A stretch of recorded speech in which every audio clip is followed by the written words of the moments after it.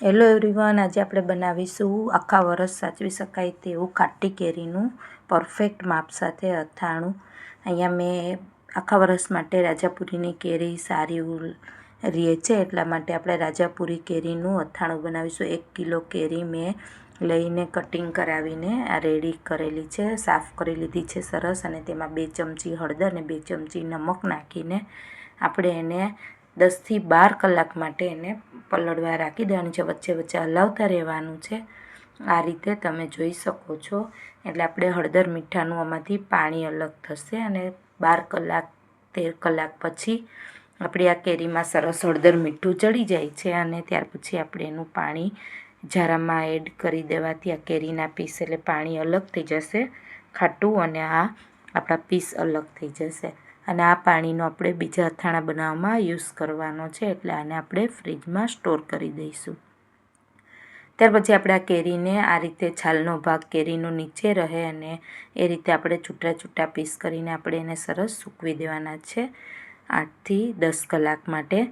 અને પછી ત્યાં સુધી આપણે એનો મસાલો રેડી કરી લઈશું. તેના માટે મેં 150 ગ્રામ રાઈના કુરિયા લીધેલા છે, 3 મોટી ચમચી આખી મેથી લીધેલી છે, 7.5 ચમચી મેં અહીંયા નમક લીધેલું છે. ત્યાર પછી 8 ચમચી મેં મરચું પાવડર છે, 1 ચમચી હળદર છે, અડધી ચમચી હિંગ લીધેલી છે, 1 કપ ઓઇલ લીધેલું છે. 1 કપ ઓઇલ એટલે કે વજનમાં 200 ગ્રામ તેલ લીધેલું છે મેં, સિંગ તેલ, અને 2 ચમચી વરિયાળી છે, 25 થી 30 નંગ મરી લીધેલા છે. પહેલાં મેં અહીંયા આપણે જે 1 કપ એટલે કે વજનમાં 200 ગ્રામ તેલ જે લીધેલું છે સિંગ તેલ, તેને આપણે આ રીતે ગેસ ઉપર ગરમ કરવા રાખશું એક વાસણમાં, અને તે એકદમ સરસ ગરમ થઈ જશે, ધુમાડા નીકળવા લાગે, અને થોડો આપણે રાઈના કુરિયામાં એડ કરીશું. જો રાઈના કુરિયા ઉપર આવે એટલે આપણું આ તેલ પરફેક્ટ ગરમ થઈ ગયું છે. ત્યાર પછી આ તેલને આપણે ગેસને ઓફ કરી દઈશું, અને હવે આપણે આ ઠંડુ પડે ત્યાર પછી આનો યુઝ કરવાનો છે. એટલે આપણે આ તેલને એક વાસણમાં અલગથી કાઢી લેવાનું છે, અને થોડું ઠંડુ પડે ત્યાર પછી આપણે આ તેલનો યુઝ કરવાનો છે. અને આ જ તેલ આપણે બીજા વાસણમાં તારે કાઢીને આ વાસણ જે ગરમ હોય છે તેલવાળું, તેમાં જ આપણે અહીંયા આપણે જે મેથી લીધેલી છે અને મરી લીધેલા છે અને જે વરિયાળી લીધેલી છે તે આપણે આની અંદર શેકી લેવાના છે, મીડિયમ ગેસ રાખીને સ્લો ગેસ ઉપર. અહીંયા તમે જોઈ શકો છો કે અહીંયા મારું તેલ જો આની અંદર આપણે રાઈના કુરિયા એડ કરવાથી તરત ઉપર આવ્યા છે, એટલે ગેસ ઓફ કરી દેવાનો છે, અને તેલ મેં બીજા વાસણમાં કાઢી લીધેલું છે.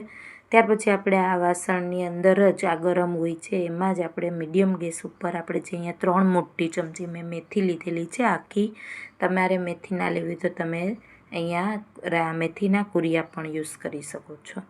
આ રીતે આપણે થોડી સુગંધ આવવા લાગે એવી મેથી આપણે શેકવાની છે, અને સાથે મેં આમાં આપણે મરી અને જે વરિયાળી લીધેલી છે 2 ચમચી, અને મરી લીધેલા છે 25 થી 30 નંગ, એ બધી જ વસ્તુઓ એડ કરીને સેજ સ્મેલ આવવા લાગે, એક્ટિવ થઈ જાય એવા જ આપણે સેજ શેકવાના છે, અને ગેસને ઓફ કરી દેવાનો છે. તમે આમાં જોઈ શકો છો કે અહીંયા સરસ મારે સુગંધ આવવા લાગી છે.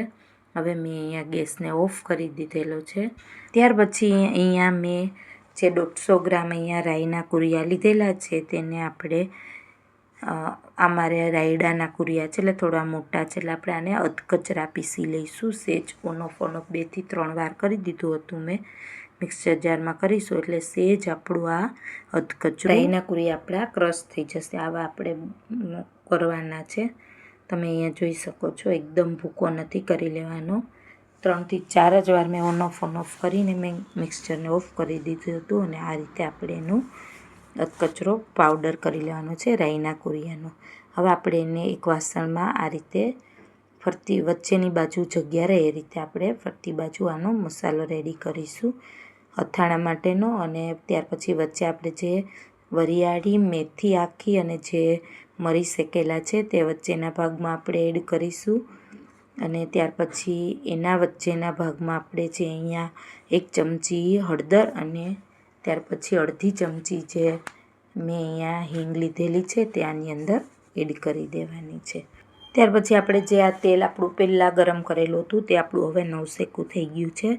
હવે આપણે આની અંદર આ કુરિયાની અંદર મિક્સ કરી દઈશું, અને એને સરસ મિક્સ કરી દઈશું એક ચમચાની મદદથી બધી જ વસ્તુ. અને ત્યાર પછી અહીંયા મેં 7 ચમચી ઉપર એક અડધી ચમચી નમક લીધેલું છે, તે આપણે આની અંદર એડ કરીશું. અને ત્યાર પછી 8 ચમચી મેં મરચું પાવડર લીધેલો છે. આ અહીંયા ફ્રેન્ડ્સ મેં 1 કિલો કેરી લીધેલી છે, એના પ્રમાણે મેં આ મસાલો રેડી કરેલો છે આ પરફેક્ટ માપ સાથે. અને 8 ચમચી મેં અહીંયા મરચું પાવડર લીધેલો છે. અને તે સરસ આ બધી જ વસ્તુને સરસ આપણે મિક્સ કરી દેવાની છે અને ચમચાની મદદથી. એટલે અહીંયા આપણો આ અથાણાનો મસાલો બનીને રેડી થઈ ગયો છે. અહીંયા તમે જુઓ છો કે એકદમ સરસ પરફેક્ટ કલર સાથે પરફેક્ટ આપણો અથાણાનો મસાલો બનીને રેડી છે. હવે મારે 8થી 10 કલાક થઈ ગઈ છે અને કેરીને મેં પંખાની નીચે અંદર સૂકવેલી હતી. હવે મારે જો આ રીતે તમારે કેરીને પ્રેસ કરવાની છે, અંદર પાણીનો ભાગ ના દેખાય, બહારની બાજુ ના આવે, તો તમારી આ પરફેક્ટ સુકાઈ ગઈ છે. હવે આપણે આ બધી જ કેરીને એડ કરી દઈશું મસાલા સાથે અને સરસ મિક્સ કરી દઈશું. અને આપણું અહીંયા આખો વરસ માટે સચવાય તેવું આપણું આ કાચી કેરીનું ખાટું અથાણું બનીને અહીંયા રેડી થવાયું છે. આ રીતે આપણે કેરીને સરસ મિક્સ કરી દેવાની છે આપણે આ મસાલામાં અથાણાના. ત્યાર પછી આની અંદર આપણે 3 ચમચી મેં અહીંયા દળેલી સાકર લીધેલી છે. 3 ચમચી મેં અહીંયા દળેલી સાકર લીધેલી છે, તે હવે આની અંદર આપણે એડ કરીશું અને સરસ રીતે મિક્સ કરી દઈશું. ત્યાર પછી આપણે આ અથાણાને એક કાચની બરણીમાં આપણે એને પેક કરી દઈશું અને 7થી 8 દિવસ પછી આપણું અથાણું એકદમ પરફેક્ટ બનીને ખાવા માટે રેડી થઈ જાય તેવું રેડી થઈ જશે. આ રેસીપી સારી લાગે તો મારી ચેનલને જરૂરથી લાઇક, સબસ્ક્રાઈબ અને શેર કરજો.